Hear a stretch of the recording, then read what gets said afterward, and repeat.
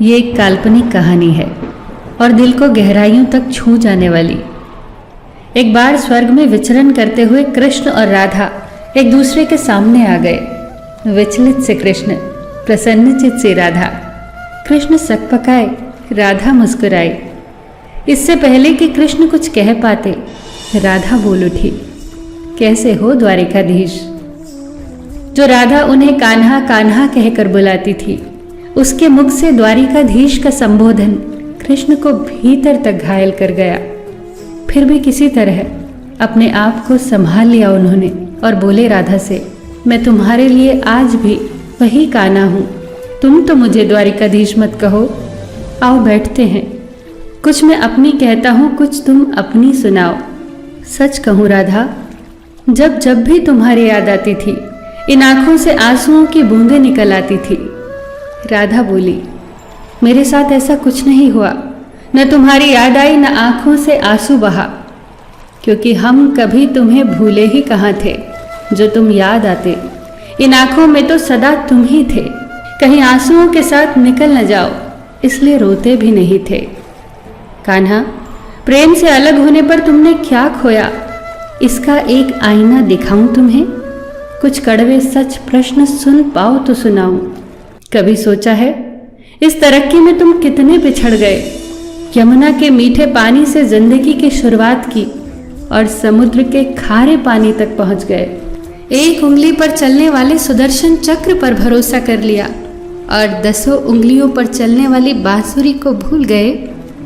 कान्हा, जब तुम प्रेम से जुड़े थे तो जो उंगली गोवर्धन पर्वत उठाकर लोगों को विनाश से बचाती थी, प्रेम से अलग होने पर वही उंगली क्या क्या रंग दिखाने लगी। सुदर्शन चक्र उठाकर विनाश के काम आने लगी। कान्हा और द्वारिकाधीश में क्या अंतर होता है बताऊं? कान्हा होते तो तुम सुदामा के घर जाते, सुदामा तुम्हारे घर नहीं आता। युद्ध में और प्रेम में यही तो फर्क होता है। युद्ध में आप मिटाकर जीतते हैं और प्रेम में आप मिटकर जीतते हैं। कान्हा, प्रेम में डूबा हुआ इंसान दुखी तो रह सकता है, पर किसी को दुखी नहीं कर सकता। आप तो कई कलाओं के स्वामी हो, स्वप्न दूरदृष्टा हो, गीता जैसे ग्रंथ के दाता हो, पर आपने ये क्या निर्णय लिया? आपने अपनी पूरी सेना कौरवों को सौंप दी और अपने आप को पांडवों के साथ कर लिया।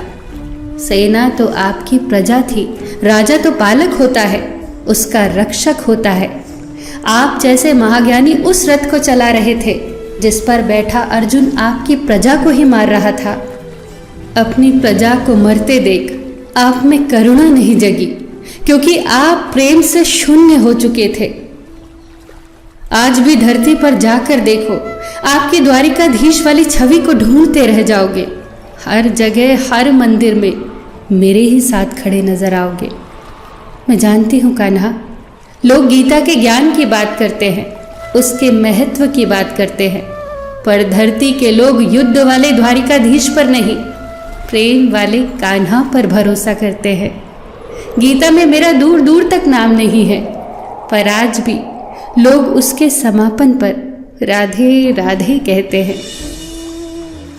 ये कहानी काल्पनिक जरूर है, पर इसके भीतर छिपी सीख बहुत महत्वपूर्ण है।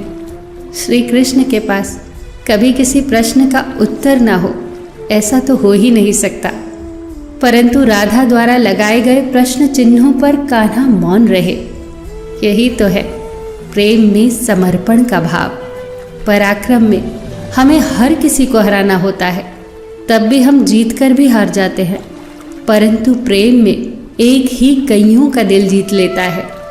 सही कहा है कि छोटी सी उंगली पर पूरा गोवर्धन पर्वत उठाने वाले भगवान श्री कृष्ण छोटी सी बांसुरी को दोनों हाथों से पकड़ते थे।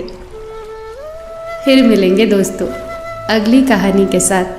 तब तक के लिए अपना ख्याल रखना और हमेशा मुस्कुराते रहना।